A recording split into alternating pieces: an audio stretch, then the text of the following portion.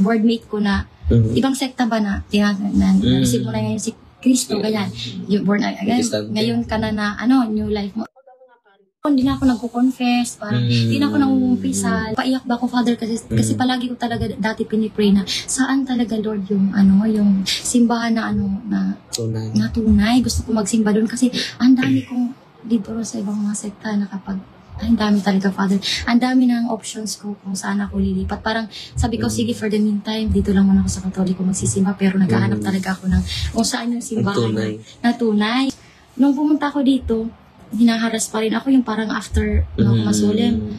Parang yung mata ko parang ginatulisok bitaw. So ginagawa ko, nilalagyan ko ng holy water, nawawala. Na-amaze ako. Sabi ko, ay grabe yung grabe yung sa prayer ba sa church. Nung nilagyan ko siya lalabas na mga insekto, di ba? Oo, tapos yung may kameras. May mga kinamarasan. Pero nung nag-start na ako gumamit ng oil, holy water, tapos asin, yung holy water ginagano, hindi na siya talaga Hindi na.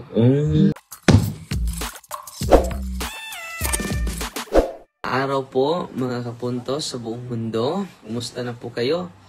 At sana nasa mabuting kalagayan po kayo ngayon. Nag-live po tayo ngayon. Meron tayong mag-share sa kanyang karanasan sa buhay para naman mamulat ang lahat ng mga tao patungkol sa reality ng demonyo. Dahil ang daming mga kapatid natin na doubtful pa sa existence sa mga demonyo at sa kampo ng mga demonyo. Dahil may kampon siya. So ngayong araw na ito, after ni Karen, ay si Ate Dolores magsishare from taga-saan ka? Manila. Si Karen na magsishare ngayon is from Masbate po. So kung ma-empower natin yung mga kaparian, hindi na sila dadayo pa dito sa lugar natin dahil marami nang na-empower, di ba? So yan ang pakay natin, ma-empower natin yung mga kaparian natin, ma-empower din natin yung bayan ng Diyos, no? Dahil maraming hindi na-empower, pati yung mga pari hindi na-empower. So kasama ko ngayon mga kapatid, si Sister Karen, isang guro. So, Sister Karen, mag-greet ka sa ating mga kapatid. Hi, good morning everyone. So ako po si Karen Magno Cleofe, from 28 years old, from Nabahin, Talanas, Masbate. Experience ni Ma'am Karen. At 6 na siya na 6 na taon na nagtuturo. Pero nahinto siya dahil sa hindi inasahan na karamdaman. No? So ngayon, pakinggan natin. Okay, so tawag na to. So, nag-start talaga to 2019. Parang 2019? 2019, yes. Mga 4 na taon. So, merong tao na someone very close to my heart na parang palagi siyang may sinasabi na negative about sa amin, parang gano'n. Kasi yung pamilya? Sa akin talaga. Sa sa'yo? Hindi ko alam ano yung niya. Parang ganun ba na nag-aaral pa ako, parang hindi yan makagraduate, ganun. Tapos nakagraduate naman na parang hindi yan makakapasa. Tapos nakapasa na hindi yan makakapagturo, ganun ba. Tapos nung luckily naman nakapagturo ka agad, sabi niya na hindi yan, parang ang dami. Parang negative. Parang negative. O, parang wala kang, pero hindi ko yun, parang hindi ko lang, parang hindi ko siya sineryoso ba, kasi malapit sa'yo, kasi parang akala ko lang okay lang yun, gano'n. So, tapos yung parang ikakasal na ako, yung parang may namanhikan sa akin, yun naman, sabi niya na, hindi yan makakasal. Parang gano'n. Lagi siyang tumututol. Oo, parang gano'n, parang, hindi yan makakasal. Tapos nung nakasal naman sabi niya, hindi yan magkakaanak. Parang in front ba sa akin, parang sinasabi niya talaga palagi na, parang grabe yung envy niya. Yung yung envy sa Tagalog? Inggit. Yung parang ganun. So ako naman, hindi kasi ako parang Father, yung parang, yung tawag nito, parang inaano ko lang, yung parang, sa isip ko lang na Lord, hindi niya alam yung sinasabi niya gano'n, sabi ko sa kanya. So, 2019, parang, doon yung nag-start na nakapagturo na ako kasi may item na, ganyan, makakapagturo na. So sabi niya sa akin nun, parang nagkaroon ng conflict ba yung time na yun na parang ang dami niya kasi sa mga tao, parang palagi niya akong, ano ba na, ganyan-ganyan niya, parang nakapagturo na, parang mayabang na, parang ganyan. Mayabang ka na. Oo, pero ang totoo is hindi naman. Tapos yung, yung sabi niya na, syempre happy kami ni mama nun kasi nakapagturo na. Tapos nag-start, nagbitaw siya ng salita na sabi niya, happy Buhay lang. pa yung mama mo ito? Nung time, time na yung 2019 pa yung mga Feb or March kasi sabi niya sa akin na, ay, masaya lang kayo ngayon kasi nakapagturo ganyan pero hindi nyo alam na darating yung panahon na iiyak kayo ng dugo. So, sabi niya. Oo, ganun kasi. Curse na pala yun. So ako lang, sa isip ko lang, umiiyak lang kasi ako para hindi ako umiiyak. Makaiyak kayo ng dugo, sabi niya. Oo, tapos nung narinig ko yun, parang sabi ko, bakit ganun siya magsalita? Tapos iniyak ko yun sa Panginoon, sabi ko, Lord, sabi ko, ikaw pa rin yung... Nagdasal ka? Oo, nagdasal ako na yung tao na to, parang yung, kasi, di ba yung tao kasi, Father, parang makikilala ka the way how you speak, parang ganun. Yung heart mo kasi, yun yung laman ng heart mo. So sabi ko, napaka-itim, parang ganun ba, sabi ko, ikaw na po ang bahala sa kanya, Lord, ganun. So, 2019 yun. 2021, nag-start. Inasal ako January 2021. So, natuloy yung kasal mo? Natuloy yung kasal. Talaga kasi na-pandemic din, diba? So, natuloy pa rin. So, 2021 January, kinasal ako. Then, pagka-April, yung lola ko, parang lakas naman niya.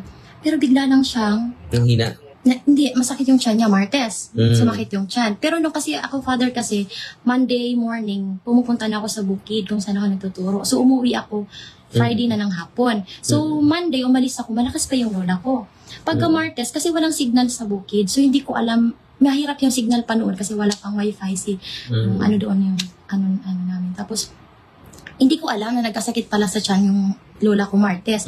Pag uwi ko noon, kasi April 9 noon, Friday noon, kasi April 9, di ba walang klase? So, umuwi ako Friday, Webes ng hapon. Nagtaka ko kasi sa bahay, bakit parang, sila mama na parang, natatanong ko ba sa malayo, parang sabi ko, bakit parang ang lungkot nila, ganun ba? Ang lola ko pala, hinang-hina na. Tapos masakit daw pala yung tiyan. Sabi ko, nung umalis ako, parang hindi okay pa naman to So, Webes ng madaling araw, so, Friday na yun, 9, siguro mga 3 a.m., namatay yung lola ko. Tapos parang, mahal na mahal ko kasi yung lola ko kasi, doon ako, siya yung lola na kinalakihan ko ba yung sa amin.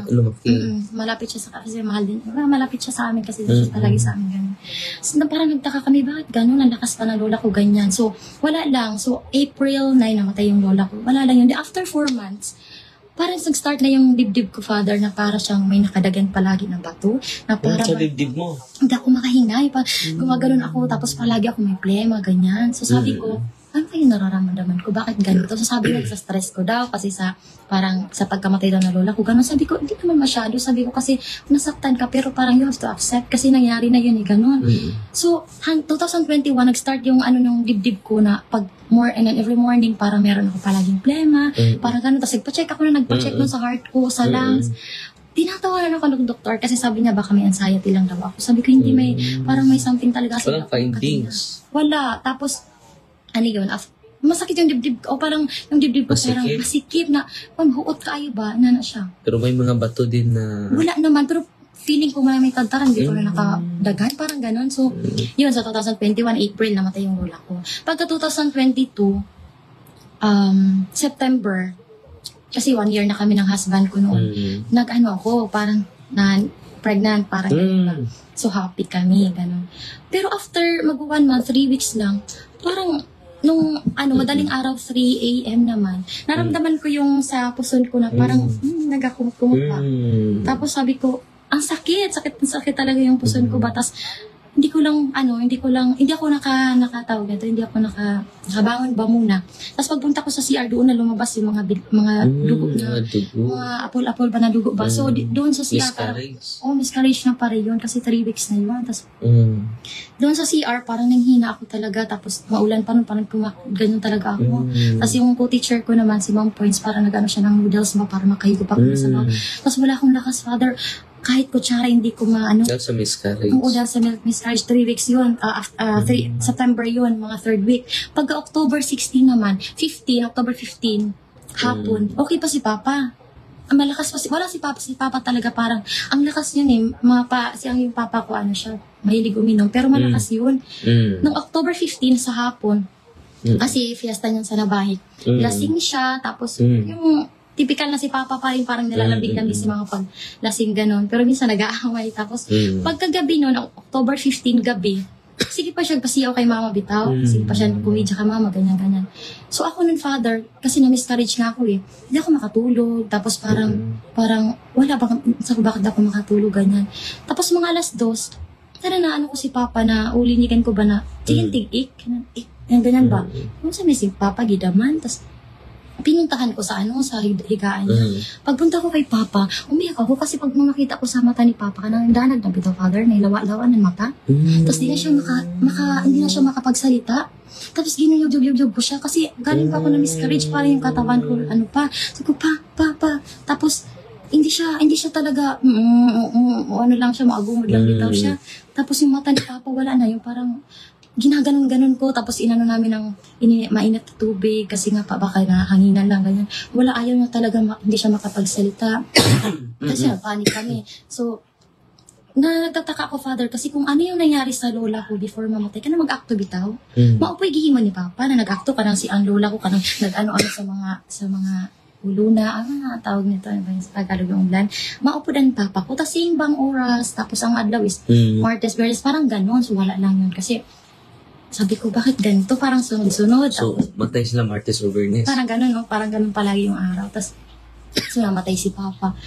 Umiyak ako na umiyak rin kasi sabi ko, parang unexpected ba? Tapos, after, biglaan talaga. Tapos si Mama naman. Pero si Mama talaga, siya yung may nararamdaman na yung tiyan niya, may gumagalaw-galaw daw na na hindi niya alam na. Katulad mo. Minsan, ano yung pag-miscarriage mo? Oo, ang sa kanya naman, Father, sabi niya parang may, tawag nito yung pugita, ano ba yan? Pugita parang ganyan. Hindi ako dati, hindi pa ako masyado naniniwala sa hindi ako naniniwala sa mga ganyan. Sabi nga, Mama, huwag kang mag-isip negatibo sa kapwa, ganyan. Sabi ko sa kanya, ipaano natin yan sa ultrasound, ganyan. Sa ultrasound. So, wala naman findings. Walang findings. Sabi niya, Day, di lagi ni maayos sa doktor, Day, kaya kung sakit pa yung doktor. Sabi ko, sus ma, huwag kang may pagpaniwala sa mga ganyan. So, ganon, so nalibing si Papa. October yun si Papa namatay 16. Pagka, after 40 days ni Papa, si Mama naman, December 6, I think, December 6 yun. Pagka ni Papa, bumigla lang siya na lumaki yung tiyan niya, hindi niya na maano yung katawan niya, bigat na. Tapos, may mga vitamins lang, pero, parang sabi ko, bakit parang namulibing si Papa? Parang bigla na naman na si Mama naman ba? Sunod naman, 4 days lang. Grabe. Days lang. Tapos itong tao na to, yung nagbitaw na salita noong 2019. Yung sinabi niya na iiyak kayo ng dugo. Oo, pero never siya nakarinig sa akin na gano'n. Pero pag-Buddha Father, parang inalis namin yun sa kanya. Kasi sabi ko, huwag tayo mag-isip na baka nagkataon lang na ganyan. So tinanong namin siya kasi albularyo siya eh. Tapos sabi ng ate ko sa kanya, na ganyan, sabi niya, may alam ka ba kung ano yung dapat gawin, bakit ganito, sunod-sunod ganyan, sabi niya, wala akong alam dyan, ganyan daw. So, December, namatay si Mama, tapos iyak ako nung iyak kasi naisip ko parang ang dami ko pang gustong gawin sa kanila, ang dami ko pang tawag nito, gusto ko pa sila talagang bigyan ng magandang buhay, kasi parang they deserve naman a return of happiness in life. Kasi sa mga sacrifices nila before, kasi si Mama naglalabada lang, si Papa naglalako ng isda. Kasi hindi pa nakakatikin ng sarap na pagkain niya, parang ganun, parang gusto ko pa ibigay sa kanila. Lahat sabi ko, bakit parang early naman, tapos nakinuha sa akin, tapos di pa kami nagkaka-baby, parang ganun.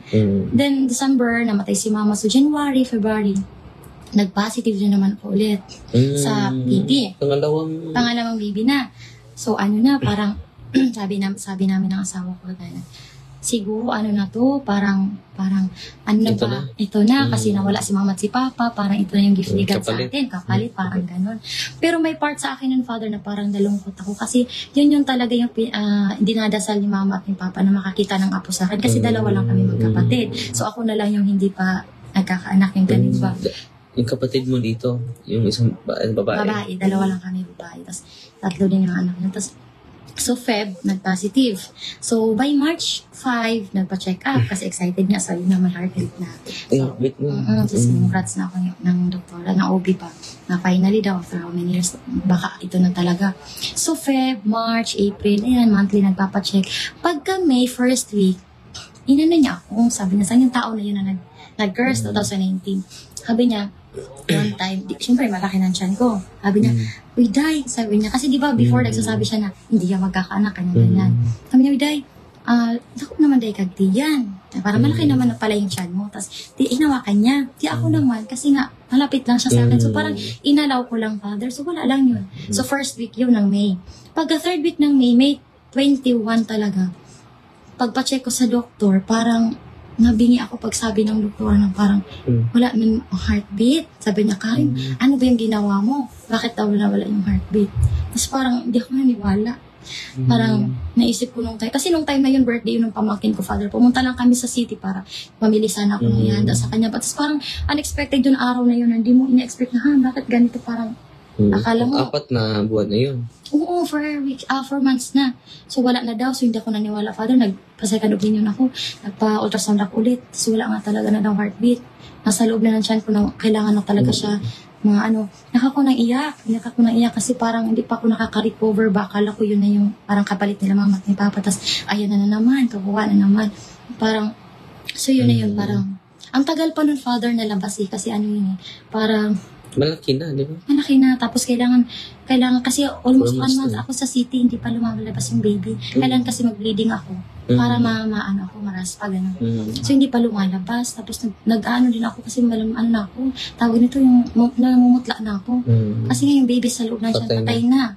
Tapos, doon ka ma-realize na ang hirap pala pag wala ng parents pa na dumadaan sa gano'n kasi. So, anyway, May. So, mga June, na yun na lumabas. Nag-labor ako 2 days. Yun. So, lumabas siya June. So, naraspa ako June.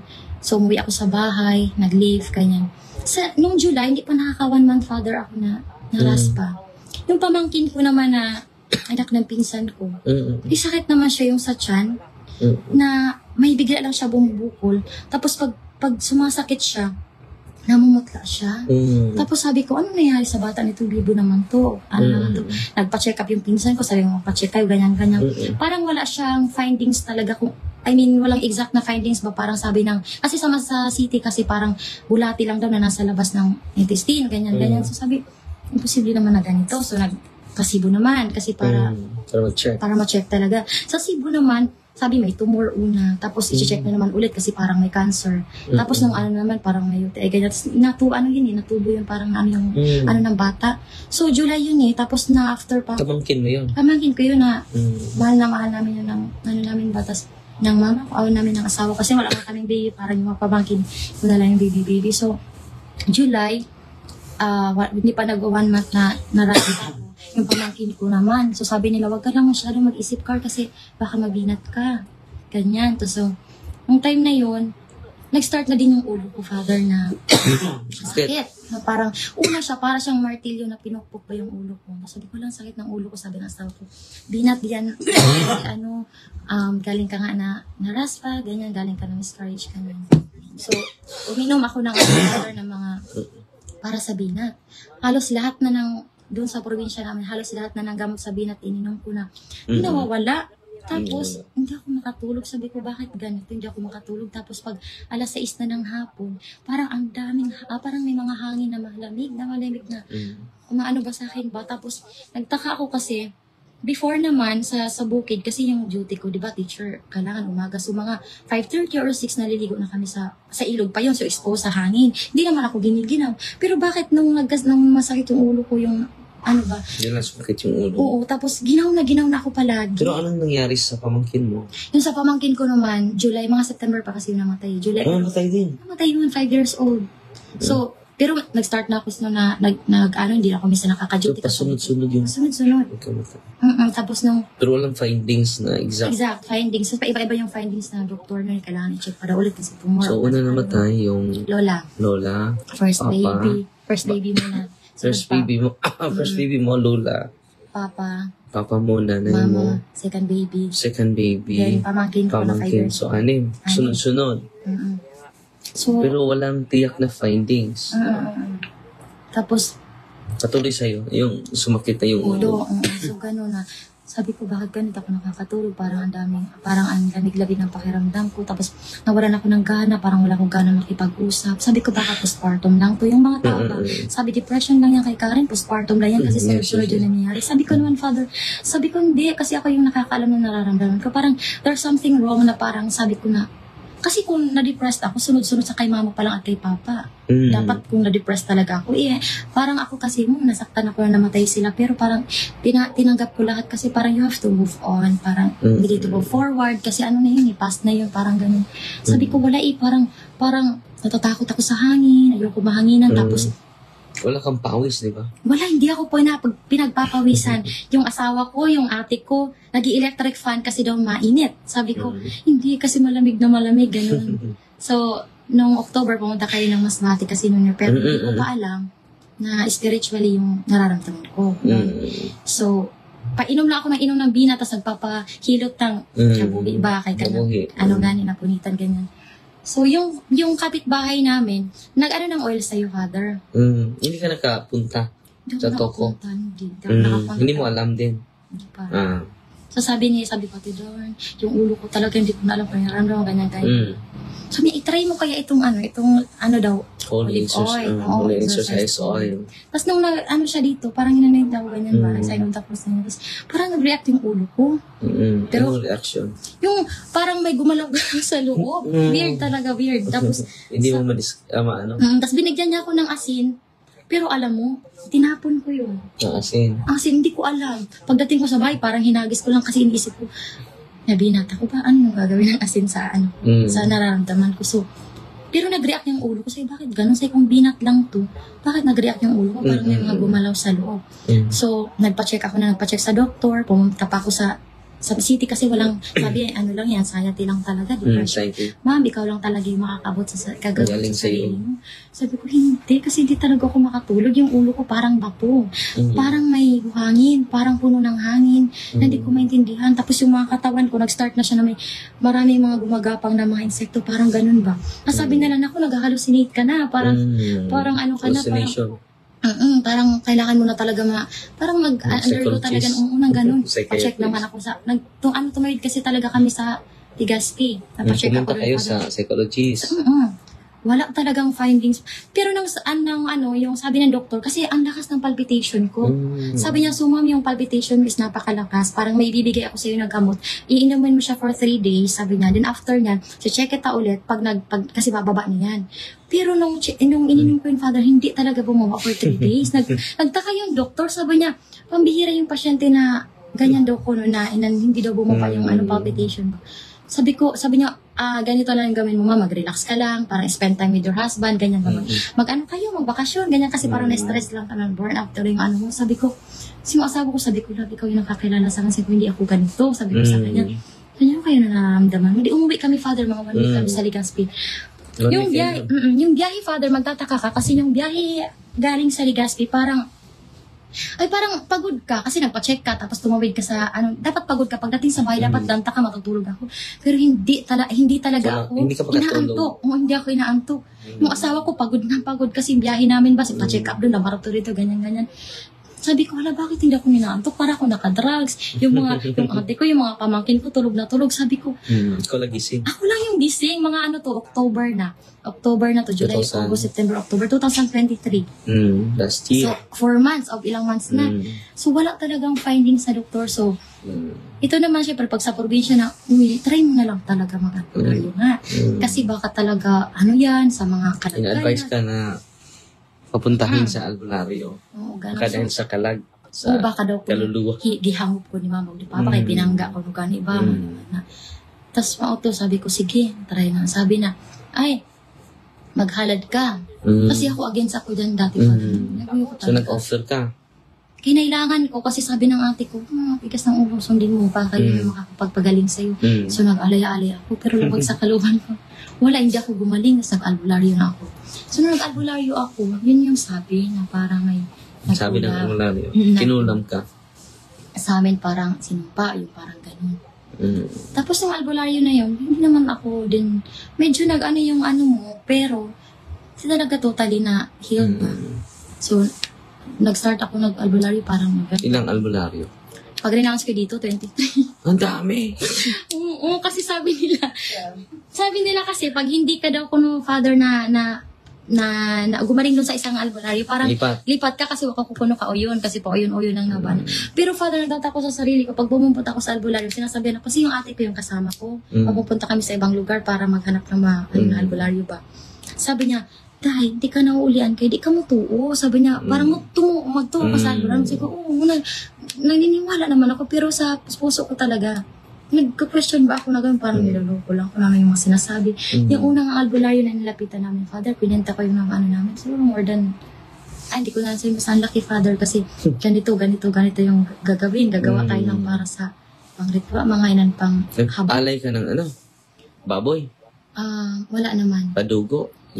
Wala. Ano yung inaalay mo? Pagkain. Pagkain lang. Na kanin, tapos tubig, kasi nagutom daw yung asin. nagutom daw yung kaluluwa nila, mga parang ganun. So hanggang sa umabot siya sa, pero nung December talaga, kasi every year may namamatay nga sa amin. Nung December, naramdaman ko na, Father, na parang ito na tayo, mamamatay na ako sa isip ko ba. Kasi ikaw parang nakasunod ako na ito. Tapos naisip ko, bata ako pa. Parang, sabi ko, Lord, ikaw na bala sa akin, Lord, parang ganun ba. Tapos, December, January, wala talaga, hindi ako gumagaling. So, Manila naman kami. Pumunta ako, kasama ko na noon ng time na yun yung asawa ko nga. Naghanap din naman kami doon ng, tapos nagpa-doktor naman kami. Wala pa rin, kasi sabi ko baka meron na ngayon, findings, wala pa rin. So, doon na naman sa Manila para naubos lang yung namin. Pero na wala pa rin walang improvement. Tapos, napanood ko yung video mo. Sa Facebook? Oo, sa Facebook. Tapos sabi ko, kasi nagtaka na ba ako, Father, bakit hindi ako gumagaling? May mga na-encounter naman ako ng mga pasyente sa albularyo na gumagaling naman. Sabi ko, bakit kaya hindi ako gumagaling? Sabi ko, bakit hindi ako gumagaling sa albularyo, Lord? Parang ganun ba? So, naisip ko na, may time, Father, na parang sa isip, nagpa-practice na ako na pumikit, na parang gusto ko na rin talaga mamatay. Walang ka na ng pag-asa. Kasi ang pagod na ako, Father, yung katawan ko hinang-hina na, tapos yung mga insekto feeling ko dumadami na sa ulo ko, sa isip ko, yung utak ko, ano na kayang ginagawa na sa loob, parang ganun. Kasi yung ulo ko, hindi ako makatulog, yung parang gaan na yung ulo ko, parang gaan na walang laman. Minsan bumibigat, minsan naman bato. Kasi ko, oh my God, sabi ko, ano ba yung nangyari sa ulo ko? Tapos, minsan, sabi ko, Lord, pipikit na ako. Sabi ko, kunin mo na yung buhay ko kasi makakapagod na. Tapos pag may... Anong taon to? Last year? Mga 2024 na, ngayon na to na Kasi ilang months na, Father, hindi pa ako gumagaling. Parang sabi ko, napapagod na ako, Lord. Sabi ko, di ko na alam. Sabi ko, hindi ko na alam kung ano yung gagawin ko. Pagod na ako. Sabi ko, yung ate ko, yung asawa ko. Nagpaalam ka na sa pamilya mo? Yung asawa ko, Father, nag-ano na ako palagi sa kanya na, ikaw na bahala sa natin. Sabi ko, sana yung pag mawala na ako, yung mahanap mo na babae, so mamahalin kayo. Umiiyak yung asawa ko sa inyo, wag, maghanap tayo ng kung ano ba, para gumaling ka, ganyan. Tapos naghahanap naaawa din ako, Father, kasi nakikita ko ba na grabe na din yung sakripisyo nila. Kaya sabi ko parang, ayoko na maging pabigat sa kanila, ayoko na mag-isip sila na, kunin mo na lang ako, Lord. Sabi ko sa kanya, minsan naisip ko na pasagasan na lang kayo, pero nananaig pa rin yung pagiging ko na, sabi ko, no, parang kung mamamatay ako, dapat kalooban niya, parang, hindi yung, kasi alam ko kung ano yung mangyayari sa akin pag ako mismo yung gumawa nun eh. So, noon, napanood kita, Father, napanood ko, sabi ko, puntahan ko kaya, ang layo kasi Manila ako nun eh. So, nagtry ako doon sa Manila, kaso di ka ma-entertain kasi marami. So, sabi ko, paano ko makakarating dito? So, sana sa mga exorcist doon sa Manila? Oo, nag-attempt ako doon, nakailangan. Pero, hindi ka na-entertain dahil siguro sa dami. Pero may exorcist naman nag-entertain sa akin, pero malayo siya. Sabi niya, pwede niya daw ako bigyan ng schedule, pero pabalik-balik ako siguro mga samantan lata, pero malayo ba? Sabi ko, ayun. Malayo siya. Sabi ko, parang diretso na lang siguro ako dito. Tapos nung time na yun, Father, parang kailangan na ng asawa ko na bumalik sa duty kasi almost 2 months na rin siya hindi nakakapag-duty.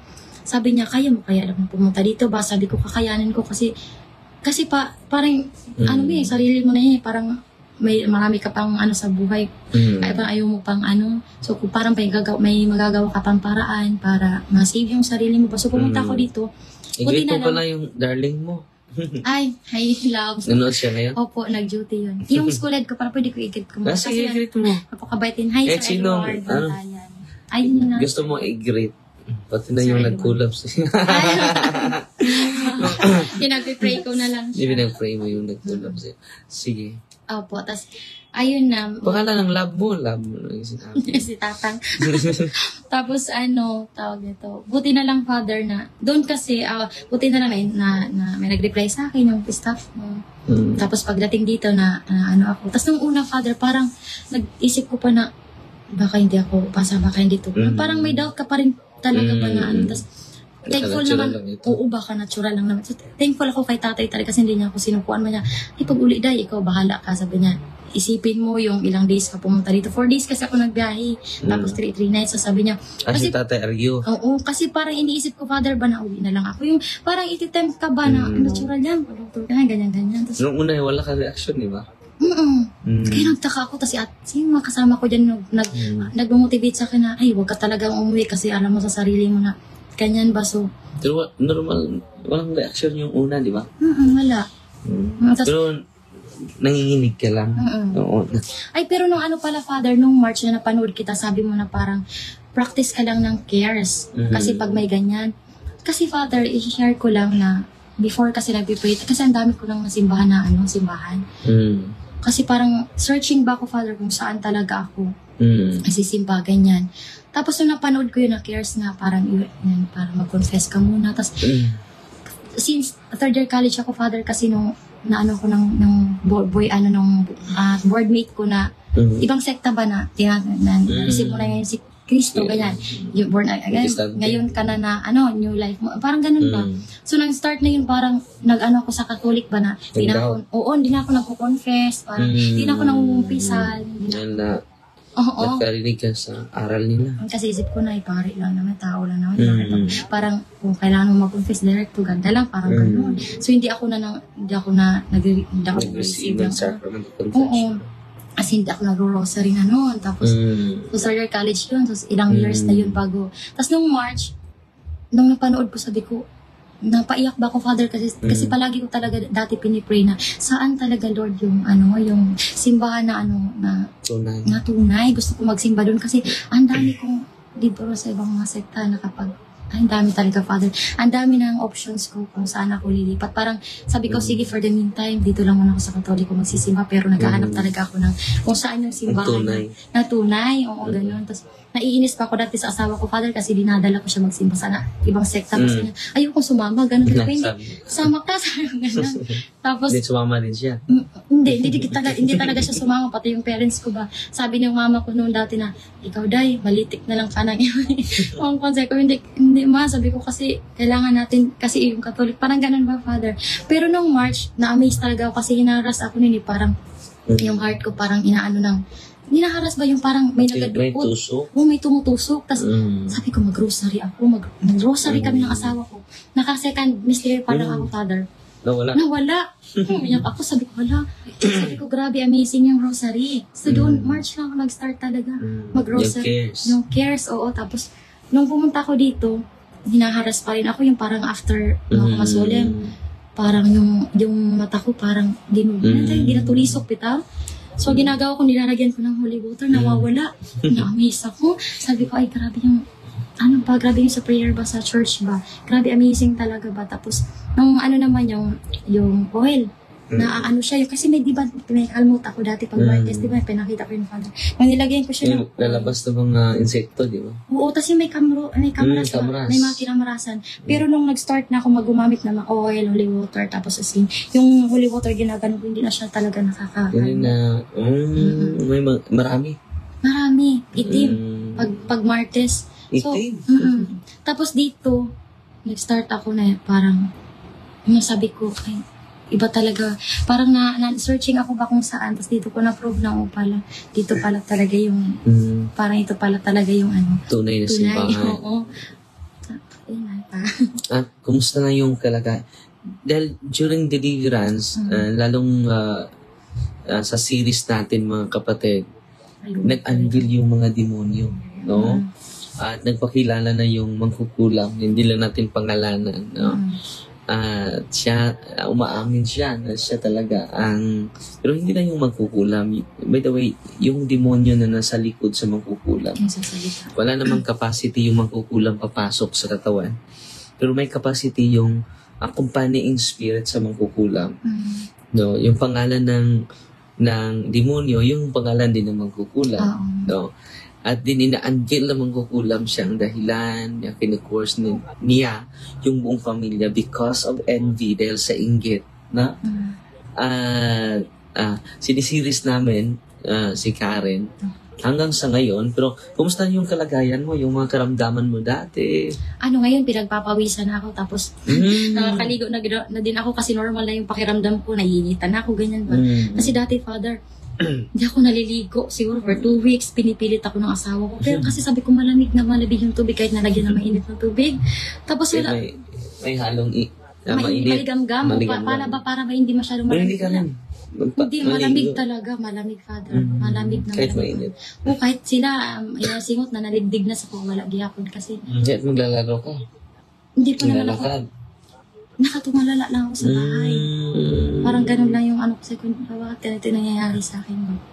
So, grabe, ngayon, no? So, hindi ka pasyal, nandiyan ka sa loob ng bahay. Kasi sabi, tulala. Wala akong kaligayahan. Yung parang nawala yung excitement ko sa buhay. Parang nawala lahat na dati naman. Parang depressed ka.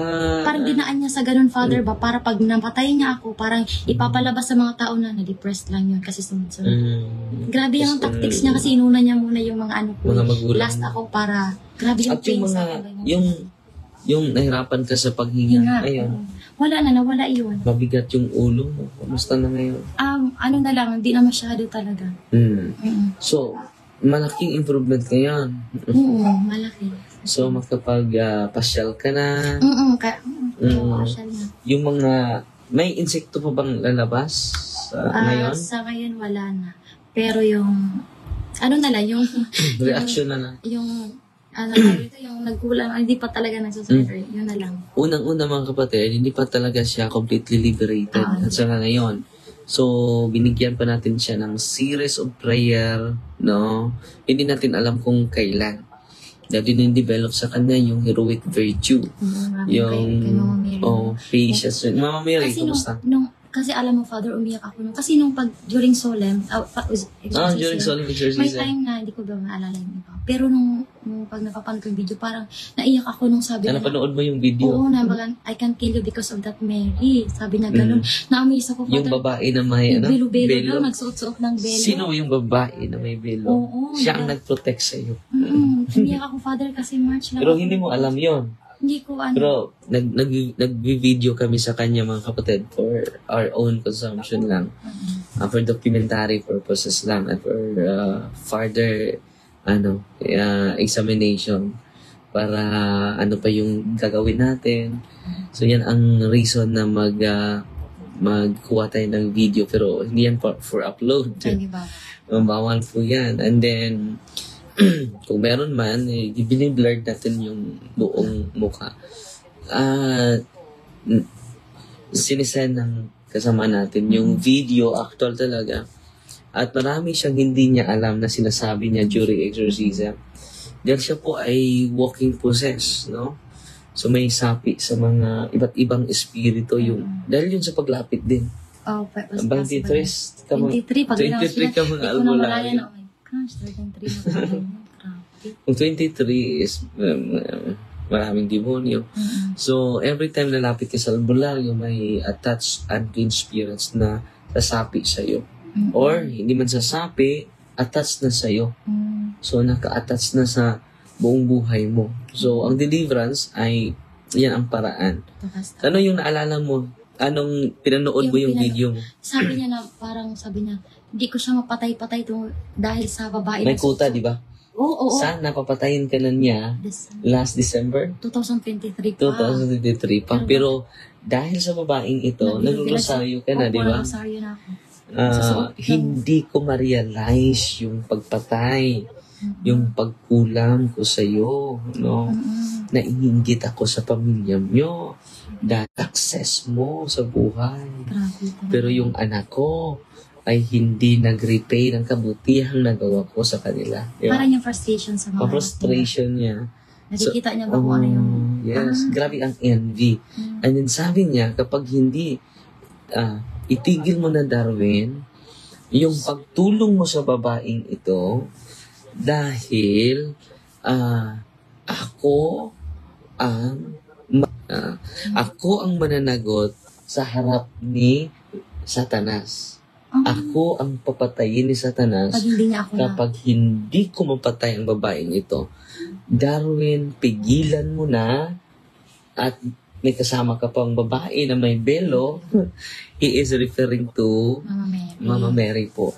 At sa kanyang anak, no? Si ating Panginoong Jesucristo. Yan po ang revelation ng demonyo. Hindi pa talaga siya completely liberate, mga kapatid. So far, from 1 to 10. 8. 2% na lang. Ko na talaga, Father. Share ko lang nung nag-start kasi nag-reveal, Father, last week. Last week pa, di ba? Nagtaka si tatay kasi parang, sumigaw. Yung first time talaga yun. Kasi pag dinideliveran siya ako, Father, as in, ang inig lang. Tapos sabi ko, bakit ganito? Hindi talaga. Pero nung last week, doon na umiyak na, parang nag-reveal talaga siya lahat. Na-torture. Tapos pagka gabi, kinagibihan ngayon, pero pagka Webes pa tayo nag-grocery. Nag-grocery kaming lahat. Kasi yung mga pasyente doon nag-grocery kami. Father, na ako, na parang na-possessed ba? Yung sumanib siya ba na nagsalita siya, tapos pati yung yung demonyo. Tapos hindi ko makontrol. Tapos isip ko lang, bakit? Dahil nag-rosaryo. Na-torture sila. Pero habang napuprocess ako, Father, alam mo yung feeling na nasa gilid ka lang, nakapikit ako. Pero may babae na nag-flash sa'yo ng... Si Mama Mary. Oo, i-pray mo yan. Tapos nire-review ko pa yung... Parang, kasi, parang hindi ka makapagsalita, Father, na sa sarili mo. Iba yung nasasalita. Parang, hindi mo mapigilan. Pero may babae na parang pina-flash na, i-pray mo to ganyan. Tapos, di ba ako, na bumalik ako sa umiyak ako nun kasi, bakit nabalik ka sa consciousness. Tapos, sunod na naman ng gabi, Father, matutulog na ako. Para akong yung sinakal, tapos yung dito ko tinakpan. Tapos, nanigas na ako, sabi ko, Lord, ikaw na bahala sa buhay ko ba? Sabi ko na, patawarin mo sa lahat ng pagkakasala ko. Tapos, may babae na naman, Father, na nag-flash na naman ng Hail Mary. Pagdasal ko ng Hail Mary, hindi pa ako nakakatapos pagdasal. Nawala yung pagsakal dito. Kaya parang kahapon di ko nagsabi siya na parang I can't even lay my hands on you because of Mary. Because of Mary. So yun, na-amaze ako talaga kayo. Sabi niya, Mama Mary. Ew! Sabi niya, ew, yaks! Oh, yeah. Nagkaano siya na, Mama Mary. Ew! Yaks! So, ganun. Nandidiri siya ni Mama Mary, nagagalit siya eh. Naka-recite siya lang, Mama Mary, ew! Yaks! Yaks! Tapos yung kuta, grabe yung kuta pala. Yung kuta, sabi ng demonyo, during exorcism, nag-unveil siya na matagal na niya gustong patayin ito. Kasama yung mangkukulam na pinulam siya. So, open demons yung pumasok sa'yo. So, yung open demons, by the way, sa mga bago lang sumusunod sa ating programa, kahit hindi mo tanungin, sasagot. Pero bawal naman makidayalo ng demonyo. So, nag-focus ako sa prayer sa exorcism, Karen, sa'yo. Yung demonyo ay, sabi niya, Darwin, dahil sa prayer na iyan, hindi na-realize yung aming plano sa kanya. Papatayin na namin siya dahil sa inggit namin sa kanya, despite sa maraming mga kasamaan na ginawa namin sa pamilya niya, lagi lang siyang nagdadasal para sa amin. Hindi siya nag-revenge sa amin. Yan nga, siya ba ay Kristo? Siya ba ay santo? Sabi niya, bakit siya ganun? Ang bait niya. Sabi ng mga demonyo. So, yan mga kapatid, kapag totoo talagang sinabi ni Kristo, kapag hindi tayo mag-pray lang tayo, mag-bless lang tayo, hindi tayo mag-curse, gumanti sa naggawa ng mga masama sa atin, ay it is a great protection pala sa atin. So, yan ang konkreto na totoo talaga yung salita ni Kristo. Totoo naman talaga. Wala naman akong duda. Ayan ang naging protection sa iyo. Huwag kayong, yung advice mo sa yung mga kapatid at yung mga relative mo, huwag kayong mag-isip ng masama, di ba? So yun pala ang rason, one of the reason na naprotektahan ka. No? Dahil yung demonyo, despite gusto namin na mag-doubt siya sa Diyos, gusto namin na questionin niya ang Diyos. Pero hindi sabi niya, hindi namin nakayanan. Pero the more we harass her, the more she become closer to God and to that woman na may belo. Hindi pa niya ma-pronounce Pero siya, na slip of the tongue, nadulas. Sabi niya, Mama Mary, yak, bakit ko ba nasabi yun? Sabi niya, galit kami. Mabaing yan, galit kami. Sabi niya. Pero hindi natin na-record lahat dahil mataas yung at 2 times mag-exercise. No? Many times tayo nag-exercise sa kanya. Pero sa awa ng Diyos, no? Hindi pa siya completely liberated. Pero ang malaking milagro na nakita ko sa buhay ni Karen ngayon, hindi pa siya completely liberated, mga kapatid. Pero yung kanyang devotion and increase of love to the Holy Eucharist, and faith. Kasi, alam mo, Father, ngayon kasi dati, iniisip ko na, gulong-gulo ako sana ako magsisimbay, pero nagdi-daily devotion ako.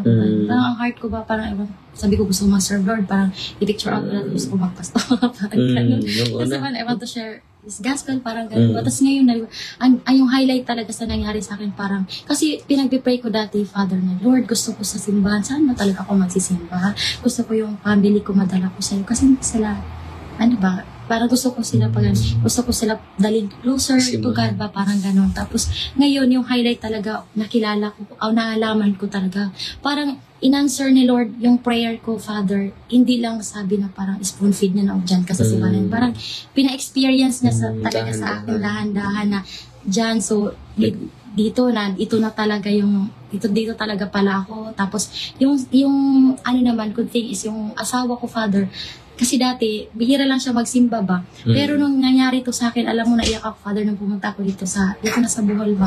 Tapos nag-chat siya sa akin na lang, kakagaling ko lang sa simbahan. Kasi dati, kung magsisimba siya, kailangan ko pa siya sabihan, ganyan. Pero ngayon, nagkukusa na siya. Oo. Tapos sabi niya tapos na ako mag-rosary. Tapos nung parang gano'n. Tapos yung ate ko nag-rosary na din. Tapos yung pinsan ko nag-rosary na din.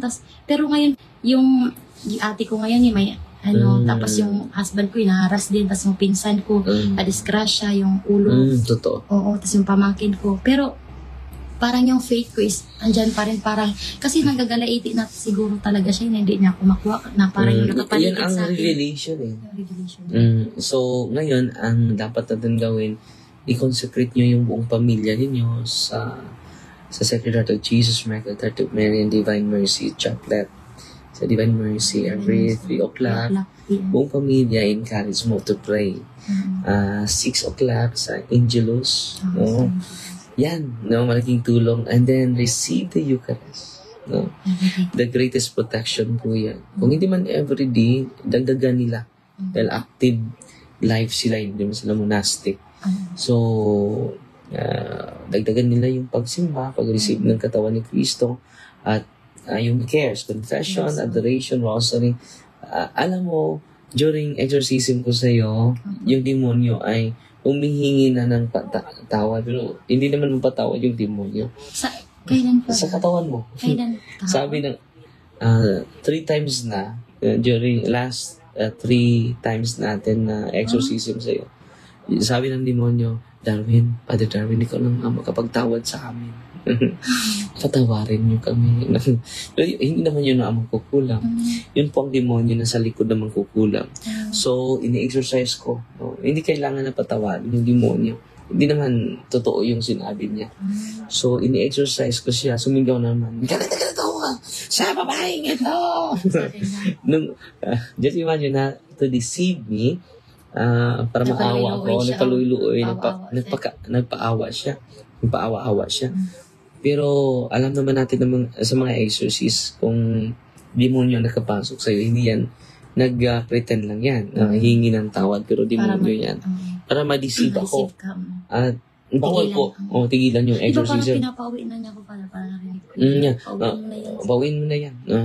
Dahil para ma-realize yung kanilang kasi hanggang hindi ka na mag-react. No? So, dahil na-torture na sila. Yung revelation niya during exorcism, mga kapatid. At may nanonood sa atin ngayon, si Sir Karen, sabi niya, naiyak siya sa testimony how powerful the Holy Rosary. No? So, meron ka pang idagdag?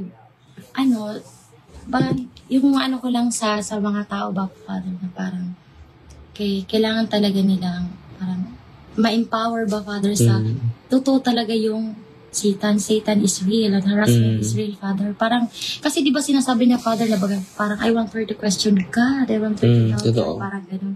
Kaya parang binigay niya lahat-lahat ba ng mga pagsubok, ng mga trials, ganyan, para i-questionin mo siya, ganyan. So sa iba naman, sa mga tao ba parang kailangan yung mag-devotion, rosary, kasi napaka-powerful ng rosary.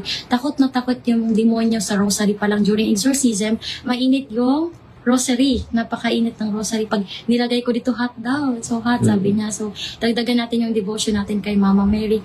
Pray the rosary every day. Tapos yung paniniwala natin kay Lord talaga. Tapos, kapag may gumawa sa'yo ng masama, parang huwag kang magtanim ng galit, huwag kang gumanti. Parang i-pray mo sila, patawarin mo sila. Kasi sa kanila, ako based on my own experience, torture pala sa kanila na hindi ako gumaganti. Nakikita doon niya sa puso. Parang na-insulto na siya na nung December, pumunta ako sa kanya, tinignan niya doon yung facial expression ko. Parang instead na magalit yung yung parang expected niya sa akin, Father, na magalit sa kanya. Pero kaawa naawa pa ako sa kanya, parang na-embarrass siya na parang hindi niya nakuha yung response na gusto niya na makuha sa akin. So, dahil bait yun eh, paon. Kasi pag nagalit ako, syempre, parang yun? Doorway. Parang magiging effective yung curse nila sa iyo. So, yun lang, kahit ginawan ka ng masama, kahit masama na, i-pray mo sila, wag kang gumanti. Wag mo, kumbaga yung pag kinurse ka, wag mo ding i-curse, parang ganun. Parang i-pray mo lang siya para ma-enlighten siya. Ma-convert siya, ganun. So, pray the rosary every day. And doon sa mga hindi naniniwala na parang totoo ba yan yung mga ganyan. Before, ganyan din ako. Pero yung tao kasi, Father, hindi ka talaga maniniwala unless maka-experience ka ng kulang. Totoo po yung harassment. Satan is real and Satan is harassment. Parang gagawa siya talaga ng paraan to block all the blessings from God para, di ba, pag feeling mo, ay, malas palagi, puro ganyan-ganyan. So, yung gagawin ng tao, magagalit sa Panginoon kasi parang, hindi ako binibless. Katulad sa akin, hindi ako nagkakanak, ganyan-ganyan, dami namamatay sa kanya. Pero, dapat hindi ka mag-question, hindi ka magalit kasi hindi yan si Lord, hindi yan siya. Si Satan yan, hinaharas niya tayo. Kasi kaya yung gagawin natin, kailangan empower tayo, rosary every day, tapos yung faith, simba palagi, practice cares palagi. So, yun na.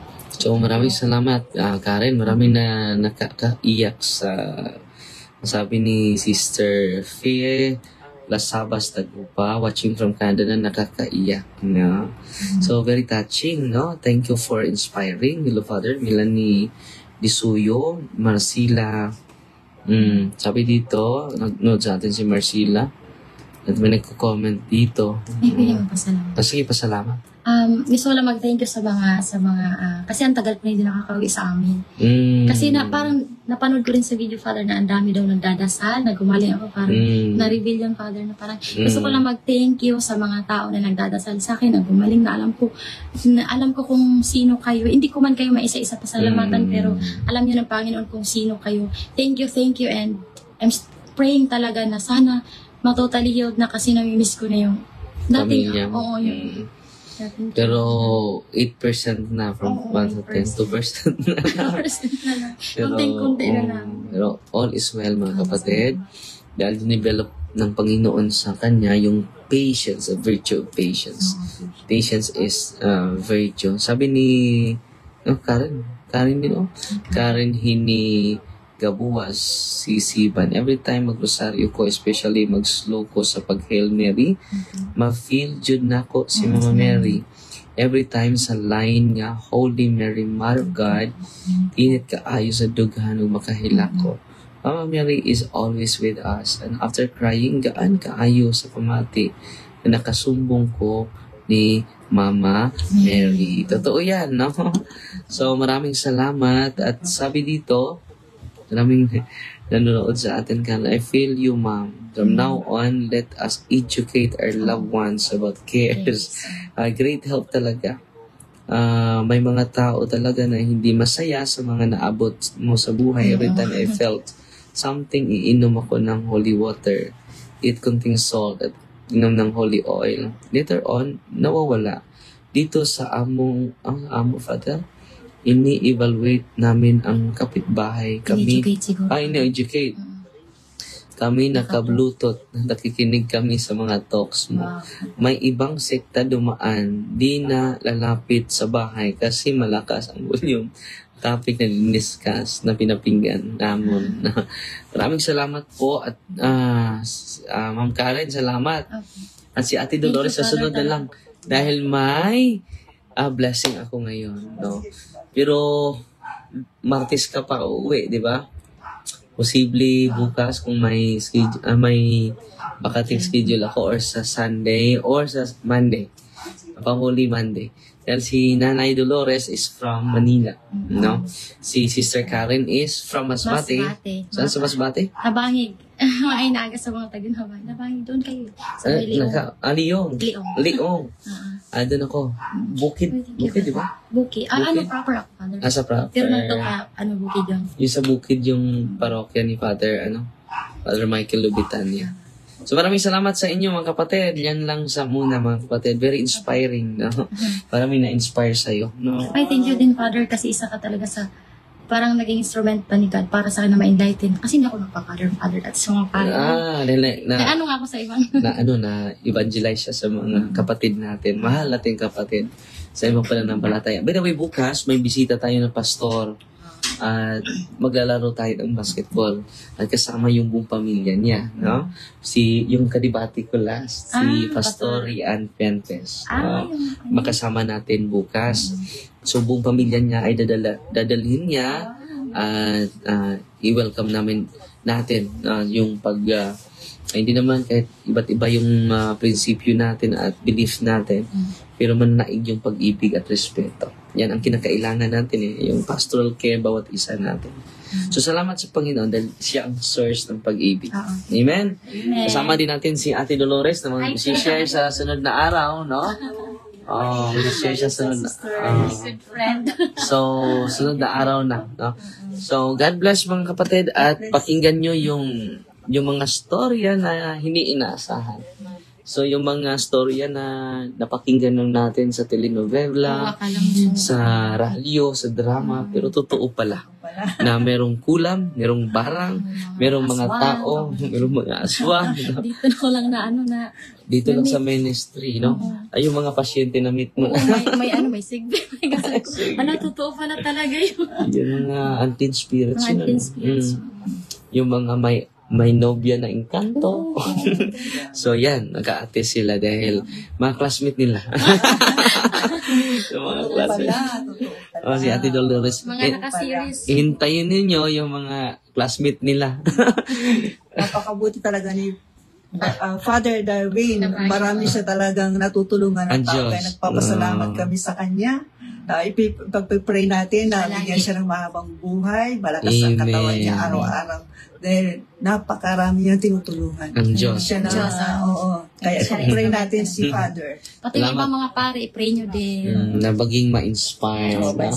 So yan ang pakay natin. Yan talaga yung intention natin, Karen at Ate Dolores, na pupunta tayo sa ibang mga parokya and diocese, empower them. So, marami namang na-empower. No? Para hindi na kami pumunta. Hindi na kayo pupunta dito. Pero nasa bawat lugar ba? Ang bawat parokya sana. No? Dito ko lang mga taga-ibang bansa. Father, pumunta dito.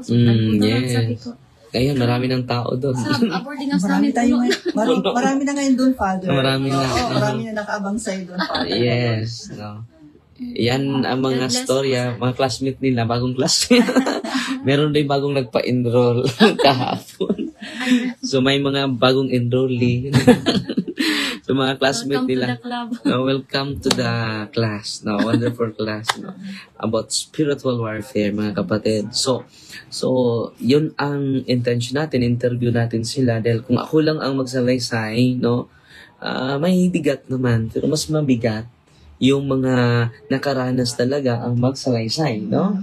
So, ini-inspire ko yung mga kapatid natin dahil yung mga experience nila ay na-experience ng maraming mga kapatid natin. At dun sa experience nila, malalaman nila kung sino talaga ang dapat lalapitan. Amen? Amen. So, yan lang sa muna, mga kapatid.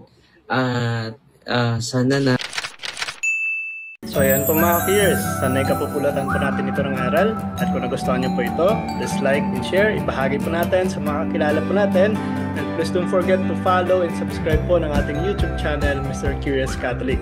Muli po, this is Mr. Curious Catholic, kasama po ninyo sa pagtatanggol ng ating simbahan. Pro Deo et Ecclesia. Sa Diyos po ang lahat ng kapurian.